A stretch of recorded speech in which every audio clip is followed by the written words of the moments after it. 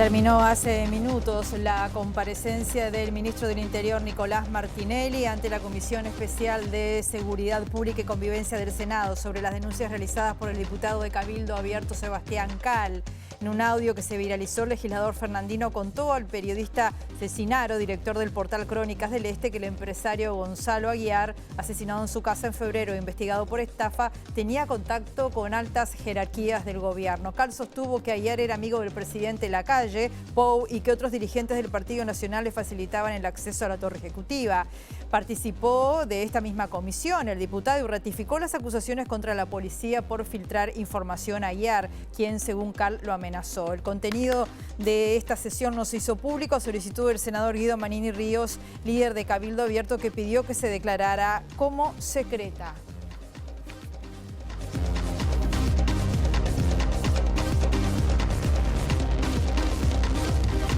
Hola, ¿cómo están? Bienvenidas, bienvenidos a MBD Noticias. Comenzamos con información con 19 grados a esta hora en Montevideo, en una jornada que va a seguir, según Inumet, con disminución de la nubosidad y vientos soplando del suroeste entre 10 a 30 kilómetros por hora y una máxima anunciada de 21 grados.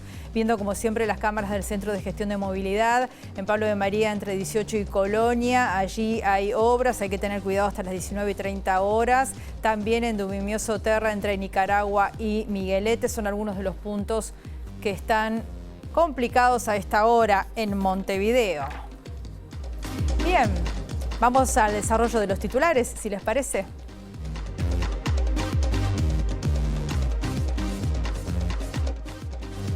Expertas coinciden en que la forma de atacar las vulnerabilidades de niños, niñas y adolescentes ante la violencia y la pobreza es la intervención sobre las familias y la presencia del Estado. Hasta el jueves se desarrolla el Foro Nacional de Cuidados, donde diferentes actores de la sociedad civil discuten sobre el Sistema Nacional de Cuidados. Las organizaciones civiles buscarán que este sea uno de los puntos centrales de discusión de la Conferencia Internacional Trabajo de este año. El coordinador de la reforma previsional por el gobierno, Rodolfo Saldain, adelantó que saldrá a defender la reforma aplicada desde el año 2023 y dijo que la reforma atraviesa todos los partidos políticos. Uruguay cayó un puesto en la región en materia de respeto a la libertad de expresión según la Sociedad Interamericana de Prensa. Señala al acoso judicial como estrategia para acallar a la prensa. En Argentina, la comunidad universitaria realizará hoy una concentración y marcha para defender la universidad pública. En diálogo con MBD Noticias, la vicedecana de Exactas de la UBA, Valeria Levy, denunció que el gobierno de Javier Milei está desmantelando el sistema científico.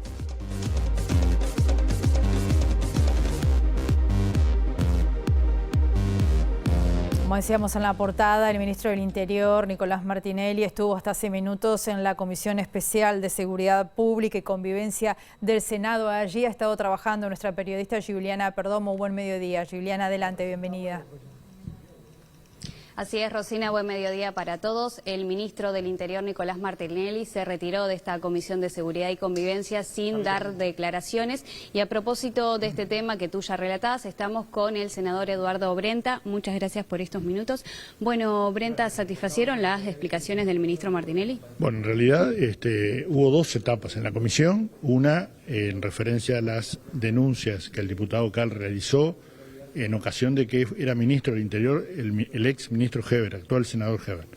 En relación a este hecho, el senador Heber desestimó, o sea, planteó concretamente que no había existido una denuncia. Formalmente, el diputado Cal afirmó en la comisión anterior que efectivamente no hizo una denuncia formal, pero sí le hizo escuchar al jefe de policía de Maldonado un audio en el cual claramente hay amenazas, ¿no? Es un audio amenazante respecto a la realización de denuncias del diputado Cal al empresario Aguiar. O sea que el ex ministro Heber no conocía, no estuvo en la sesión anterior, no escuchó el audio que se integró al acta, ¿no? En el cual claramente surge una amenaza. Y como no hubo una amenaza formal, entendemos que el jefe de policía Maldonado no realizó ninguna actuación en relación a esto. Respecto a la denuncia de que había policías en actividad en la custodia del empresario Aguiar, bueno, se constató que esta denuncia era real, porque se inició una investigación administrativa y a renglón seguido se produjo un sumario que obviamente no puede revelar el ministro porque está en etapa de sumario, pero efectivamente entendemos que se configuró la denuncia del diputado Cal, se comprobó.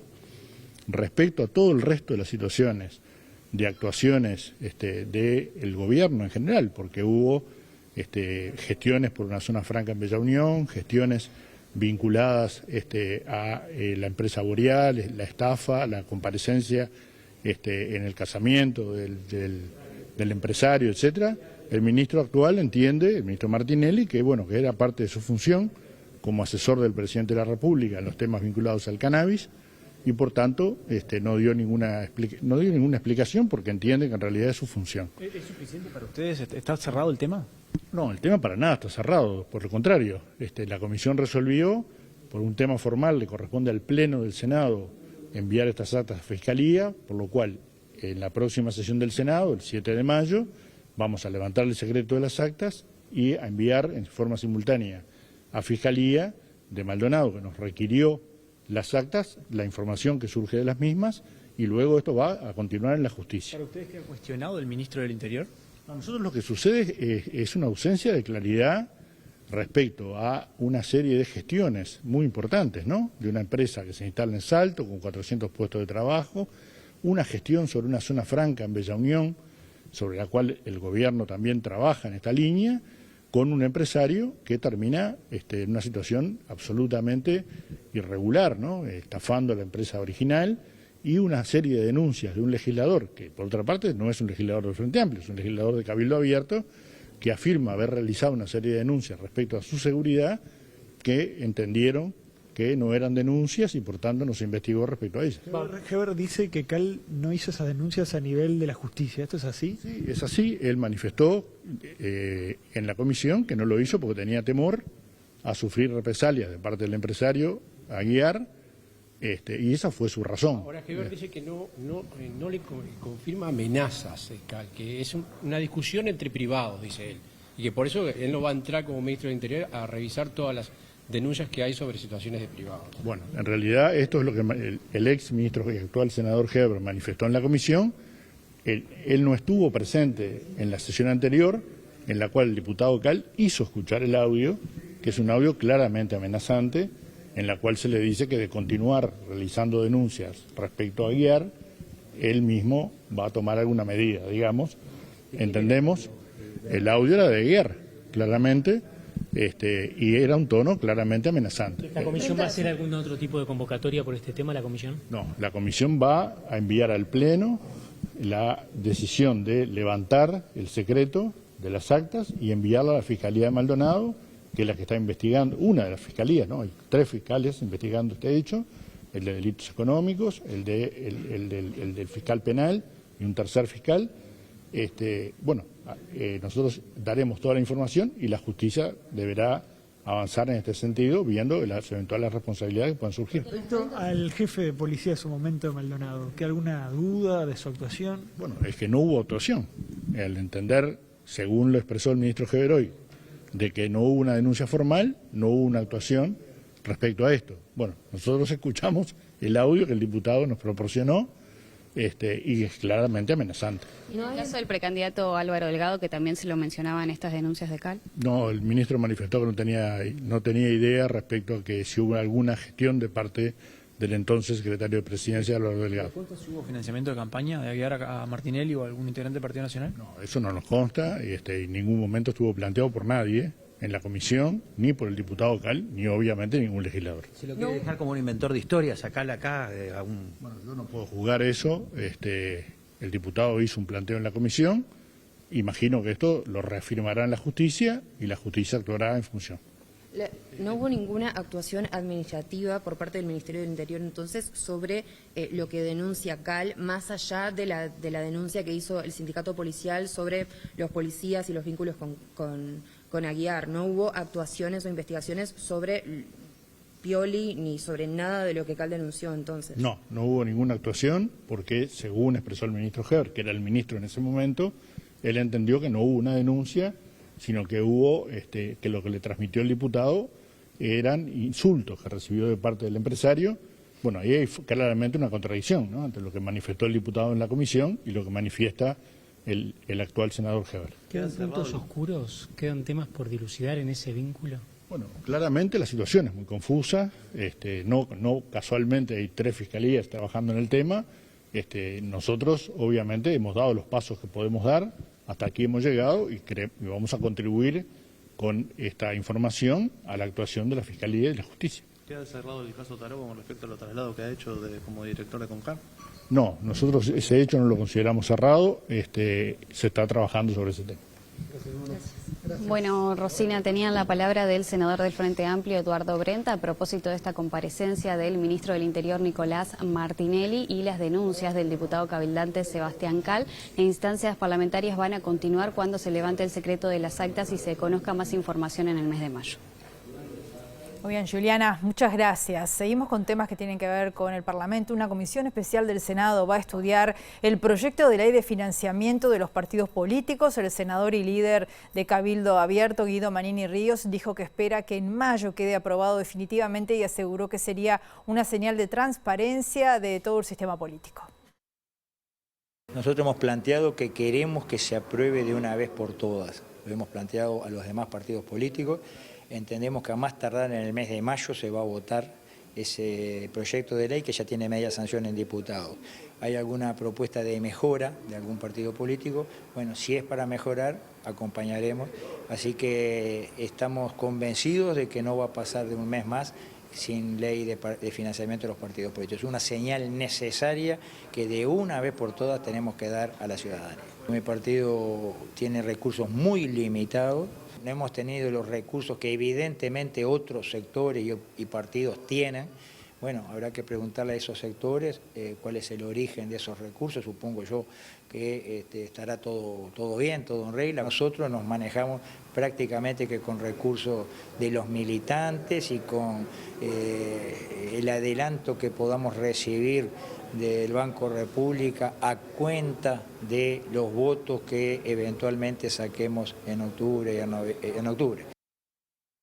El senador Frente Amplista José Núñez aseguró que todas las bancadas tienen voluntad de aprobar el proyecto de ley de financiamiento de los partidos políticos para que quede vigente antes de las próximas elecciones. La iniciativa ya obtuvo la aprobación de la Cámara Baja.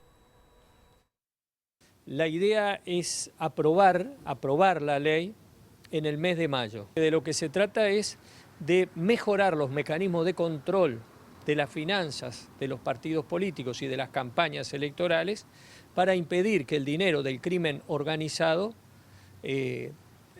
ingrese a la financiación de la actividad política y a través de la financiación pueda tener representantes, cosas que lamentablemente en otros países han pasado. Si el Senado aprueba la ley tal cual vino de diputados, la ley queda firme y entonces pasa a ser promulgada por el Poder Ejecutivo y a regir. Si la Cámara de Senadores le introduce modificaciones, tiene que volver a la Cámara de Diputados para ser aprobada. Lo que ha planteado el Frente Amplio es que está en condiciones de votarla tal cual vino de diputados para que sea ley, para que rija. Si hay interés en modificarla, estamos dispuestos a modificarla, siempre y cuando exista un compromiso de los partidos políticos de que lo que se aprueba en el Senado luego rápidamente es aprobado en la Cámara de Diputados. La campaña ya ha empezado y, por ejemplo, el control sobre las donaciones y aportes que reciben los partidos, evidentemente, hasta este momento se rige por la normativa vigente y no de acuerdo a las modificaciones que se van a introducir en esta ley. El coordinador de la reforma previsional, el doctor Rodolfo Saldain, señaló que ante el escenario de plebiscito anunciado por el PIT-CNT, él mismo va a salir a defender la reforma aplicada desde el año pasado. Recordó que sectores que respaldan la candidatura de Carolina Cose y Yamandu Orsi se están oponiendo a la iniciativa llevada adelante por la Central de los Trabajadores. Era un poco el resultado esperable, de verdad, es decir, el número de firmas que se exige es bastante reducido en relación a los que se requieren para un recurso de referéndum, así que bueno, es un escenario que estaba dentro de lo previsto. El PIT-CNT nunca ha dicho cuál es el costo que tiene esta reforma. El Banco de Previsión Social presentó sus números en febrero en el Parlamento y está hablando de la necesidad de subir el IVA al 35% para poder financiar en el Banco de Previsión Social. ¿Hemos visto algún técnico, algún experto, algún economista que avale esta iniciativa del PIT-CNT? Todo lo contrario, incluso desde los sectores técnicos más afines a lo que sería el progresismo, el Frente Amplio, son críticos. Es decir, es realmente una iniciativa puramente ideológica que esperemos no prospere. Saldain confirmó que saldrá a hacer campaña para defender la reforma previsional y aclaró que la oposición a la iniciativa del PIT-CNT no está solo dentro de la coalición. El candidato Orsi se ha expresado en contra, dentro de la propia sectores que apoyan a COSE también hay posiciones contrarias, incluso yo que sé, hay personas en el entorno de COSE que votaron la reforma en el año 95. Hasta el jueves se va a estar desarrollando el Foro Nacional de Cuidados, donde diferentes actores de la sociedad civil están discutiendo sobre el Sistema Nacional de Cuidados. Las organizaciones civiles buscarán que este sea uno de los puntos centrales de discusión de la Conferencia Internacional de Trabajo en Ginebra de este año. Lo primero es decir que el sistema de cuidados tiene su origen en un fuerte impulso y un activismo de la sociedad civil, del movimiento feminista, de la academia, que logró colocar el tema en la agenda y que logró que el tema estuviera en los programas de todos los partidos políticos. Luego la ley de cuidados en 2015 fue aprobada por todo el sistema político y, como decimos, tuvo dos etapas de implementación, uno con el gobierno del Frente Amplio y esta segunda etapa de implementación con el gobierno de la coalición. Lo cierto, ¿qué podemos decir hoy? Que el sistema de cuidados continúa. Uno podrá tener sus distintas percepciones sobre sus luces y sus sombras en ambos periodos, pero lo cierto es que hoy tenemos un sistema consolidado, que es un hecho, que es una realidad en el país, pero que tenemos que discutir en términos de política, una política que es nueva y que tiene muchísimos desafíos. ¿Cuáles son los principales desafíos que nosotros estamos colocando? Bueno, aquella ley de cuidados que se aprobó en 2015 define el cuidado como un derecho y como un derecho universal. Y una de las cuestiones que vienen atadas al ejercicio de ese derecho universal para niños y niñas, personas mayores, personas con discapacidad y para las personas que cuidan, tiene que ver con cómo vamos a financiar esta política pública y por eso esa es una de las discusiones principales que vamos a dar en estos 3 días. La directora de la ONG Aldeas Infantiles señaló que la falta de condiciones económicas está fragilizando los contextos de violencia. En el marco del Día Mundial contra el Maltrato Infantil, destacó la importancia de reforzar las redes de cuidado en la infancia y en la adolescencia.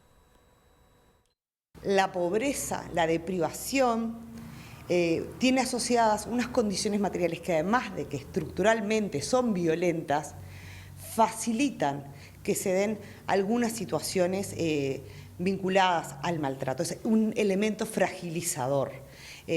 Cualquier problema que tú tengas en una familia, que puede ser cualquiera, puede ser un trastorno de salud mental, puede ser una discapacidad, puede ser una situación de consumo problemático, siempre es mucho peor si uno además no tiene las condiciones materiales y la red para hacer frente a esa situación. También pensemos en familias que están muy solas, ¿no? Desde todo punto de vista. Entonces, si bien no, por supuesto, no en todos los hogares pobres hay maltrato, ni solo el maltrato se da en situaciones de pobreza, hay que reconocer que estructuralmente tienen un vínculo y también que facilitan, porque fragilizan más, porque hacen también que el cuidado sea más solitario, más deprivado, cuestiones que en otros medios socioeconómicos se compensan de otra manera. Y Nilia Viscardi, que es socióloga experta en violencia y juventud, resaltó la importancia de priorizar la protección de la infancia en estos contextos que hablamos de pobreza económica y señaló que el Estado es débil para proteger a niños, niñas y adolescentes. Uruguay es un país que tiene altos índices de pobreza. Si bien hace tiempo que esta historia no está saldada, en los últimos años tuvimos un recrudecimiento de los niveles de pobreza. La sociedad uruguaya es una sociedad en la cual el Estado todavía es muy débil para proteger a niños y adolescentes, Por lo tanto, están mejor protegidos aquellos que tienen algunas estructuras familiares y no necesitan recurrir al Estado. Y cuando decimos que están más protegidos por esas estructuras familiares, no debemos olvidar que hay una literatura que habla de violencia doméstica, sin distinción de clase, que habla de patriarcado, que habla de violencia sobre niños y adolescentes.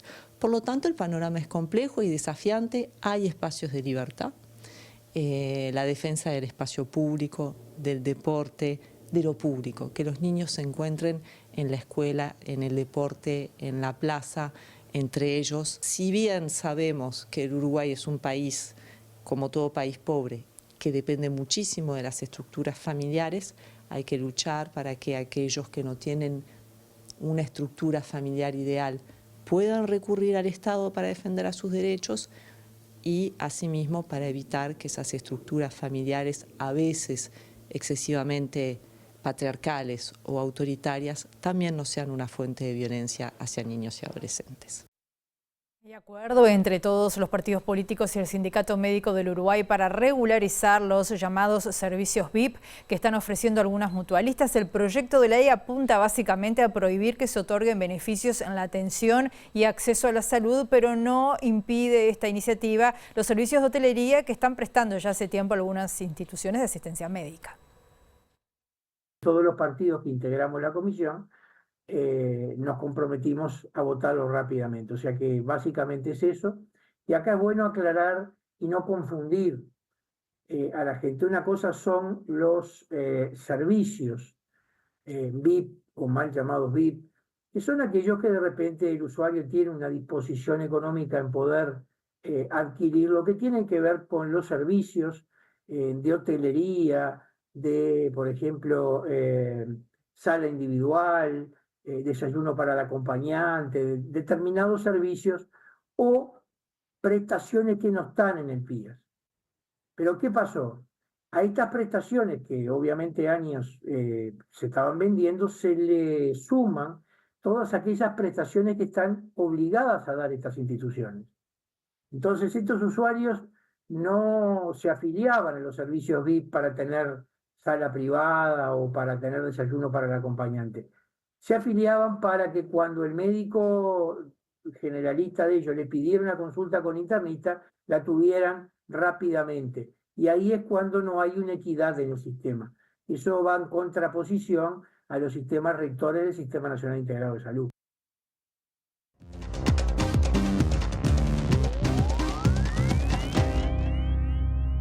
Hoy es martes, día de columna de ciencia y tecnología, día de recibir a nuestro periodista Gustavo Vila, como siempre con información importante que ustedes están esperando. En este caso vamos a hablar de la vacuna contra la gripe. Se largó la campaña. Gustavo, bienvenido, adelante. ¿Cómo estás, Rosina? Buenos días, muchas gracias. Y sí, mañana comienza la vacunación antigripal en Uruguay, algo que se hace todos los años. El Ministerio de Salud Pública anunció que se han comprado 700.000 dosis para administrar y junto con esto empieza otro folclore nacional y un poco de eso queremos hablar. La gente que dice yo no me vacuno porque no la necesito, la vez que me di la vacuna contra la gripe me engripé, mejor no dársela. Además hay que sumar a todo esto todas las movidas que hubo a partir de la pandemia de COVID-19 cuando se puso en cuestión por parte de determinadas personas la efectividad o no de las vacunas, lo bueno o malo que podía hacer esto para nuestro organismo. Entonces, vamos a meternos en una mirada científica y le agradecemos muchísimo estos minutos al virólogo Juan Cristina, hombre totalmente vinculado y reconocido en Facultad de Ciencias. Juan, muchas gracias, bienvenido a MBD Noticias. ¿Cómo estás? ¿Qué tal? Un gusto estar con ustedes. Año tras año hay que repetir esto, ya es un ritual, ¿no? Pero la pregunta básica como virólogo, ¿por qué la gente debe vacunarse año tras año contra la gripe? Bueno, porque es una enfermedad respiratoria que puede llegar a ser muy grave, sobre todo en los grupos de riesgo, que como muy bien aconseja el Ministerio de Salud Pública, tenemos que poder proteger a nuestra población.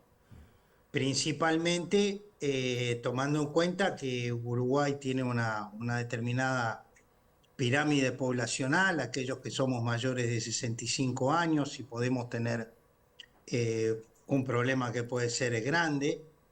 Más aún las mujeres embarazadas, que durante el embarazo hay un cambio en todo el sistema inmunitario, que puede llegar, digamos, a hacerlas mucho más sensibles y a tener problemas que son mucho más graves, y a los más pequeños, que son también de los que depende esta acción. O sea, en el caso de gripe, tenemos más de 70 años de experiencia con respecto a lo que es la vacunación.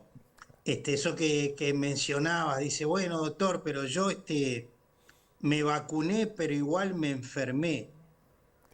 Existen una cantidad de virus respiratorios y también de bacterias que tienen los mismos síntomas. Claro, claro. Solo su médico puede saber si realmente eso es así. O sea, y eso es algo que nos pasa. ¿Por qué nos tenemos que vacunar todos los años? ¿Por qué insistimos? Porque el virus tiene una capacidad de cambiar que es tan grande que, vamos a decir, si uno piensa la evolución de nosotros como especie humana en el planeta, el virus va 1 millón de veces más rápido. Claro. Entonces, un virus que la temporada anterior, a ver, los virus no tienen colores, pero supongamos que era azul y generamos una respuesta inmunitaria, es decir, que es un sistema de defensa interno que reacciona automáticamente y que tiene nuestro organismo, ese virus hoy es un celeste claro, casi blanco.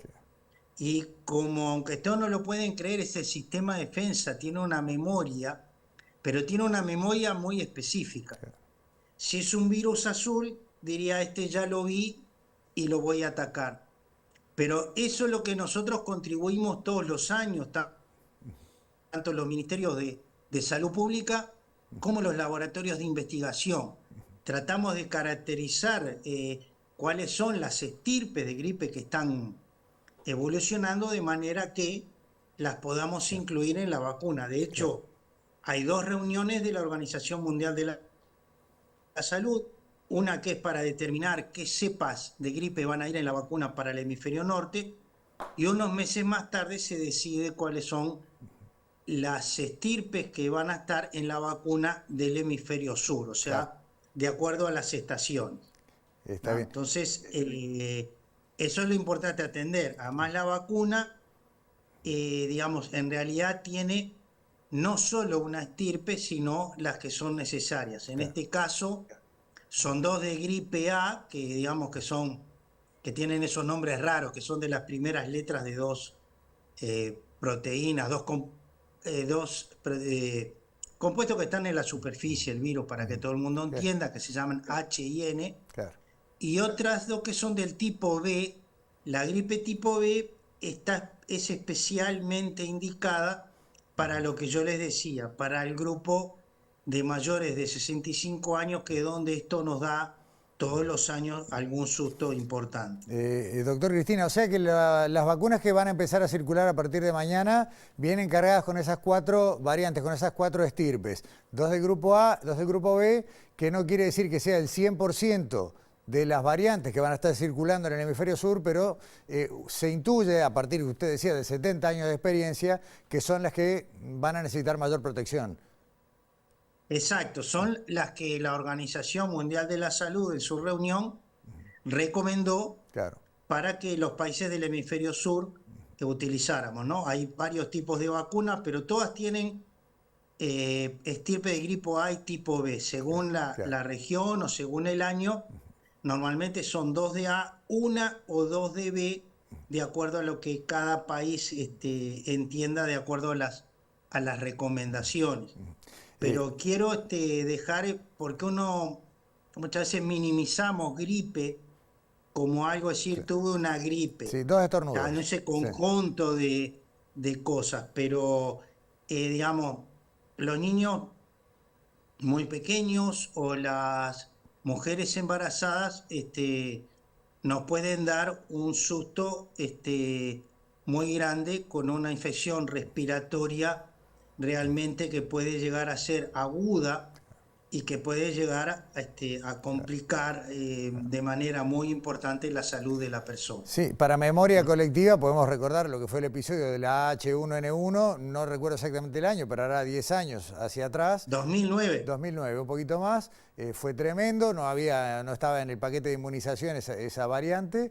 Y lo otro, recordar, no tengo un número arriba de la mesa, pero todos los años en este país fallecen personas por complicaciones derivadas del virus de la influenza. Lamentablemente sí, sobre todo de aquellas personas que están en el grupo de mayor edad, y vuelvo a dar un mensaje muy importante a todas las uruguayas que estén embarazadas, que esto es muy importante para su salud, para la salud del niño, no tener un parto prematuro o no tener ellas mismas, porque sabemos que los riesgos de tener una infección severa con causas que pueden llegar a ser grave es muy importante. Entonces esos grupos de riesgo, aunque obviamente es aconsejable también en los jóvenes, porque los jóvenes son los que van a todos lados, ¿no? Y donde obviamente un virus respiratorio, que ya la gente tiene experiencia por la pandemia, este es otro de los virus que yo te puedo contagiar hablando en esas microgotas que exhalamos todos cuando estamos infectados, ¿no? Entonces, es un virus realmente importante y por lo tanto es una vacuna absolutamente recomendable, y esperemos llegar a una buena cobertura, a los niveles importantes, que es lo que nos va a asegurar tener sobre todo los grupos de riesgo más protegidos, ¿no? Pasar un buen invierno. Doctor Juan Cristina, muchas gracias por estos minutos aquí en MBD Noticias. No, un gusto estar con ustedes. Igualmente. Muchas gracias. Gracias a usted. Rosina, no hay mucho más para decir. Hay que vacunarse, todo lo demás son mitos y sobre todo eso, ¿no? Los más jóvenes tal vez son los que menos sufren la gripe, pero los que más la contagian. Y los grupos de riesgo, que son los que pueden padecer un cuadro más grave, bueno, la inmunización es imprescindible. Muy bien, como siempre un gusto tenerte, Gustavo. Igualmente, hasta el martes. nos vemos hasta el martes. Nosotros hacemos una pausa ahora muy breve, volvemos enseguida.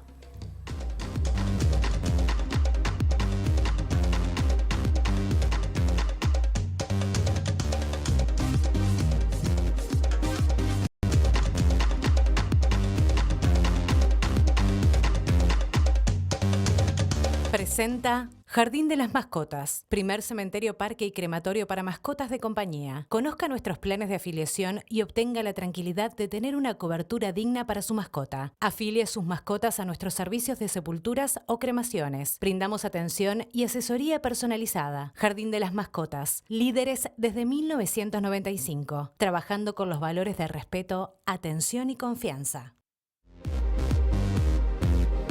Seguimos con otro bloque de MBD Noticias con 18 grados a esta hora en Montevideo. Nos vamos a la Intendencia de Montevideo porque allí se está lanzando Turismo 360. Es una feria internacional sobre destinos turísticos inteligentes y allí está nuestro periodista Federico Yurkovich. Buen mediodía, bienvenido Federico. Gracias, Rosina. Exactamente. Les voy a invitar a todos a esta Feria Internacional de Turismo 360 que se acaba de presentar aquí en la Intendencia de Montevideo, a desarrollarse el 12 y 13 de junio en el Antel Arena. Va a haber de todo, obviamente propuestas vinculadas al turismo en Montevideo, al turismo inteligente, pero también espectáculos artísticos y otras propuestas. De ellas nos va a adelantar algo más Gustavo Cabrera, que es director de Desarrollo Económico de la Intendencia y que fue parte de esta mesa de presentación. Cabrera, mucho trabajo para esta feria. Sí, la verdad que sí, pero muy contentos, de verdad una alegría enorme, porque esto es parte de nuestra estrategia, de los hitos que nos habíamos planteado desde que asumimos. Asumimos una condición muy compleja, que fue la de la pandemia, con un sector turístico muy golpeado, nuestras fronteras cerradas, y aún así, en el desarrollo del trabajo, junto a la planificación, con la Intendente de Montevideo, Carolina Cose, definimos esta estrategia y hemos pasado por varios momentos, desde que firmamos con Segitur, la empresa pública española de turismo e innovación, para distinguir a Montevideo como destino turístico inteligente, el seminario Turismo 360 el año pasado, y bueno, y la feria que ahora se instala, va a ser una feria anual, entra dentro del calendario de ferias a nivel internacional. ¿Cuántos expositores habrá? Bueno, vamos a decir que los 2 días va a estar lleno de expositores porque durante todo el tiempo los vamos a tener. Se va a estar desarrollando charlas, se van a estar desarrollando espacios de mentoring con las empresas uruguayas, se van a sumar también otros aspectos como clases, digamos, magistrales. Se va a estar cerrando el primer curso de destinos turísticos inteligentes a nivel regional con certificación universitaria de la Asociación de Universidades del Grupo Montevideo. Entonces, esto va a ser realmente muy importante. Más allá de las exhibiciones, como tiene toda feria de stand. Está clarísimo. Se habló acá, por eso lo pregunto también, se asocia lo inteligente al avance tecnológico y a la posibilidad de pérdidas de puestos de trabajo que eso conlleva. ¿Cómo lo están trabajando para esta feria en la Intendencia en general? Bueno, lo que pasa es que uno generalmente asocia lo inteligente a la tecnología. Y la verdad que la perspectiva que tenemos nosotros del turismo, primero es un derecho. Y como derecho, en realidad lo tecnológico no está fuera. Pero lo inteligente tiene que ver con la gestión del territorio. Es mucho más importante para un destino turístico si nuestro destino es accesible que si tiene una app para hacer una realidad aumentada de un edificio, que también es importante y también la tenemos. Es mucho más importante si nuestras playas están certificadas ambientalmente como las tenemos, ¿sí?, que tal vez un casco de realidad virtual, que también lo tenemos y va a estar presente en la feria. Pero lo que me refiero es a eso a lo que apostamos, a una movilidad inteligente, a una sostenibilidad inteligente, a una gobernanza inteligente. Acá no solo juega la Intendencia de Montevideo, el gobierno de Montevideo, no solo juega el gobierno nacional, juegan los actores privados del ecosistema turístico. Y tener una buena gobernanza, trabajar en conjunto, eso es gestionar inteligentemente el territorio. Cuando nos definimos como destino turístico inteligente, es a eso a lo que apostamos, pero sin duda, sin dejar de lado ni la tecnología ni la innovación, que muchas veces la innovación es una mirada distinta y no un nuevo sistema o un nuevo formato. Específicamente para que la gente tenga idea, entonces, ¿puede participar todo el mundo también allí ese 12 y 13 en el Ante la Arena? Sí, puede participar todo el mundo, el acceso es gratuito, los espectáculos que tendremos durante los 2 días también son gratuitos y el show de cierre que anunciábamos, que va a ser este show con la Sinfónica y Agarrate Catalina, con invitados como Mauricio Ubal, Maya Castro, 4 Pesos Popinas, Puntón y Mendaro, los tambores de C1080, los 300 tambores de Montevideo, también es gratuito. Obviamente tendrán que descargarse la entrada, pero el ingreso es totalmente gratuito. Y habrán otras actividades durante el evento que van a ser muy apreciadas tal vez por los más chicos, que también los vamos a invitar. Las escuelas están invitadas, los liceos están invitados a poder disfrutar de esto. Y no quiero olvidarme de algo fundamental, que es que como Montevideo es todo y no es solo el epicentro donde se va a hacer la actividad que es el Ante la Arena, hemos acordado con los gobiernos municipales, con los 8 gobiernos municipales, que habrán actividades, una actividad central por municipio durante esos 2 días. Bien, estamos viendo allí el lanzamiento de Turismo 360, esta feria internacional que se va a desarrollar en Montevideo. Obviamente que todo esto desarrollado lo vamos a tener a las 19 horas. Uruguay cayó un puesto en la región en materia de respeto a la libertad de expresión, según la Sociedad Interamericana de Prensa, que reúne a personas propietarias de medios de comunicación. En su informe asegura que este deterioro está vinculado a la acción de jerarcas de gobierno e indica que el acoso judicial continúa siendo una estrategia utilizada para acallar a la prensa. La Sociedad Interamericana de Prensa difundió este fin de semana, luego de la llamada reunión de medio año, los informes sobre la libertad de expresión en cada país. De Uruguay destaca que en este periodo se registraron señales inquietantes generadas por funcionarios, personas públicas y algunos grupos de militantes que utilizan los tribunales para lograr amparos y así acallar a periodistas y medios de comunicación. En este sentido, señala que en los últimos meses hubo múltiples denuncias penales y civiles en contra de periodistas en las que se exigieron indemnizaciones millonarias. Al respecto, la CIP menciona la denuncia por difamación iniciada por la fiscal Irene Pensa contra los periodistas Sebastián Ríos y Matías del Pino de Radio La Candela de Tacuarembó, después de que informaran un presunto caso de acoso policial a mujeres. También se consignan otros juicios, como el iniciado por una funcionaria de la Secretaría Nacional para la Lucha contra el Lavado de Activos, que demandó en la justicia civil reparaciones millonarias a los canales 4 y 10. Estos informes de la CIP son previos a que se conozca el índice Chapultepec, que mide la libertad de prensa y que habitualmente se conoce en torno al 3 de mayo, Día Internacional de la Libertad de Prensa. Según la CIP, durante el actual periodo de gobierno, Uruguay cayó del puesto 4 al 5 en el índice Chapultepec de libertad de expresión. Y vamos a seguir hablando de prensa porque en algunos minutos, luego de las 14 horas, la Suprema Corte de Justicia y la Asociación de la Prensa Uruguaya van a firmar un acuerdo. Vamos a ver de qué se trata. Allí está nuestro periodista Eduardo Delgado. Adelante, Eduardo, buen mediodía. Así es, Rosina, hay minutos a las 14. Así es, Rosina, en minutos a las 14 horas en la sala de Orosola, aquí del Palacio Piria, la Suprema Corte de Justicia con la Asociación de la Prensa firmarán un convenio institucional, un acuerdo que significará la transmisión por streaming de las audiencias penales que se consideren de interés público y o periodístico. Recordar, bueno, lo que hemos vivido muchos periodistas, ¿no? Que se le niega el acceso a veces a los periodistas en las cámaras a ingresar a audiencias que son públicas a nivel de la justicia penal, en general aduciendo a los magistrados problemas edilicios de espacio en las salas de audiencias para que haya justamente presencia de los medios de comunicación. Estamos con Álvaro Pan, integrante justamente de la Asociación de la Prensa. Álvaro, para conocer primero, bueno, ¿cómo fue todo este proceso que termina en este acuerdo tan importante para hacer público estas situaciones, estas audiencias públicas? Bueno, sí, fue un trabajo de varios compañeros y compañeras de la Asociación de la Prensa Uruguaya que consideraron y fuimos considerando, quienes no lo habíamos considerado originalmente, que era un momento, una instancia que era fundamental. No para la Asociación de la Prensa Uruguaya, no para la Suprema Corte de Justicia, sino para la ciudadanía en general. Nos parece a veces maravilloso cuando juicios a nivel internacional son transmitidos y los podemos seguir y podemos ir viendo qué es lo que ocurre minuto a minuto. Y nos parece que eso es un derecho que tiene la ciudadanía que hasta ahora no lo tenía, porque aun cuando fueran públicos, generalmente tú lo decías muy bien, Eduardo, no hay lugar, no están previstos lugares adecuados para que las transmisiones sean públicas y bueno, eso de alguna manera se estaría subsanando con esta idea que bueno, se transmitirían obviamente no todos los juicios, sino aquellos en los que se entienda que son de interés público, un interés que se dictaminará entre la Suprema Corte de Justicia y la Asociación de la Prensa Uruguaya, por supuesto.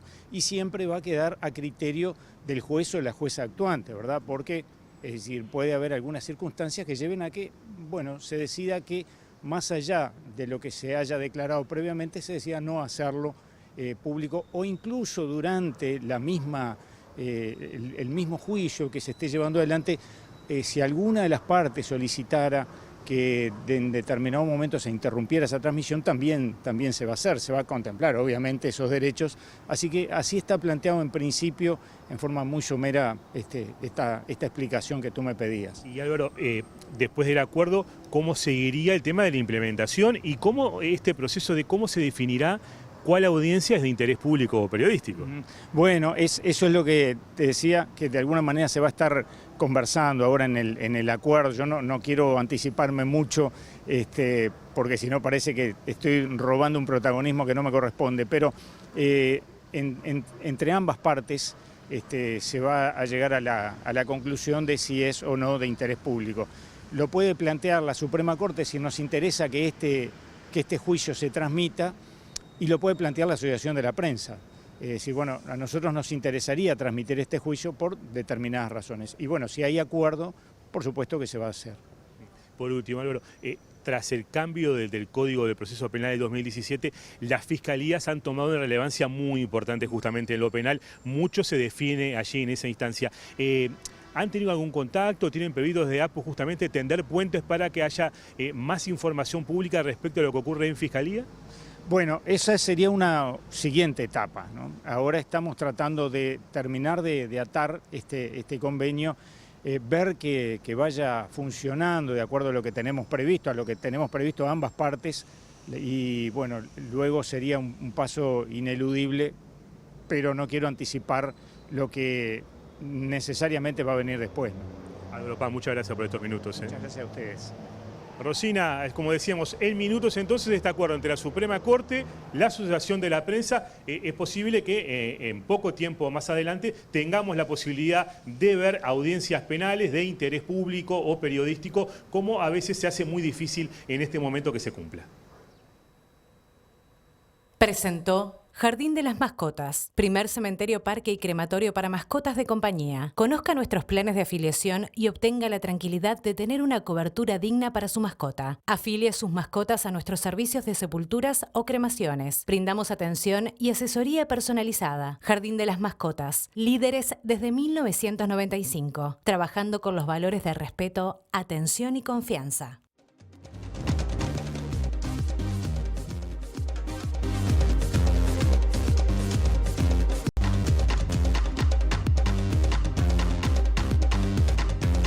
Último bloque de MBD Noticias, continuamos con información y ahora nos vamos al ámbito internacional. En Argentina, la comunidad universitaria va a realizar hoy una concentración y marcha para defender la universidad pública. Esto será con el lema En defensa de la universidad pública y gratuita.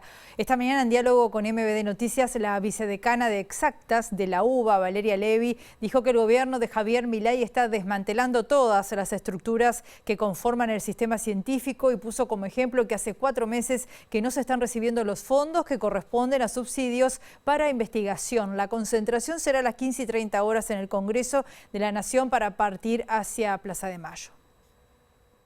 El presidente Milei lo que hizo es replicar el presupuesto 2023 para el 2024 en términos reales. Nuestro país el año pasado tuvo una inflación de aproximadamente 280-300%. Entonces, replicar el presupuesto tal cual como fue en el 2023, implica para las universidades nacionales un ajuste tal de que el presupuesto actual en términos reales es 1/4 del que teníamos el año pasado. Mantener las actividades necesarias de docencia, investigación y extensión y de vinculación con el sector socioproductivo que se hacen en todas las universidades nacionales es imposible con 1/4 de la plata que teníamos el año pasado. Se le suma a esto la situación salarial de los docentes. Hemos perdido en los 4 meses de gobierno del presidente Milei un 30% en el poder de compra, con los aumentos en las tarifas de luz, gas, las obras, la seguridad médica, el transporte. Es imposible el día a día de los docentes. México pidió la intermediación de Suiza para lograr un salvoconducto para el ex vicepresidente de ese país, Jorge Glass, preso en una cárcel en Guayaquil desde el 5 de abril, cuando fue secuestrado por un comando policial ecuatoriano desde la embajada mexicana en Quito. Glass, que había recibido asilo ese mismo día, escribió en las últimas horas una carta en la que expresa temor por su vida al estar en la peor prisión de Ecuador. Sí, recibimos la carta de Jorge Glass desde la prisión de Guayaquil y lo que estamos haciendo, acudiendo a diferentes instancias, una de ellas el Consejo de Derechos Humanos.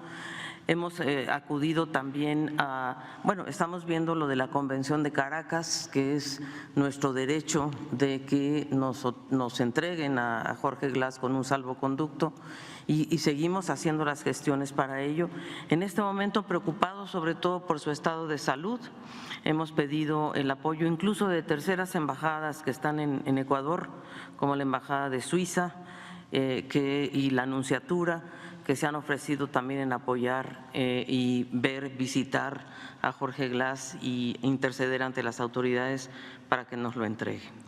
En la misiva, Glass agradece por el asilo otorgado por México el 5 de abril y describe estar en la peor prisión de Ecuador y en huelga de hambre. Ayúdeme, aquí hay una persecución brutal contra todos los progresistas. La ayuda internacional puede hacer algo, expresó el ex vicepresidente ecuatoriano. La carta de Glass y las declaraciones de Bárcena se producen a una semana de la primera audiencia convocada por la Corte Internacional de Justicia a pedido de México contra Ecuador por violación de las convenciones de Caracas sobre asilo y de Viena sobre inviolabilidad de las embajadas. La Corte estableció que el 30 de abril escuchará a México y el 1 de mayo a Ecuador, luego de lo cual podrá tomar medidas cautelares que durarán hasta que concluya el juicio, cuya fecha de inicio formal todavía no fue fijada. Nos vamos, volvemos a las 18:55 horas en la edición central de MBD Noticias y mañana tempranito los acompañamos a partir de las 8. Siguen ahora con los titulares. Que pasen bien.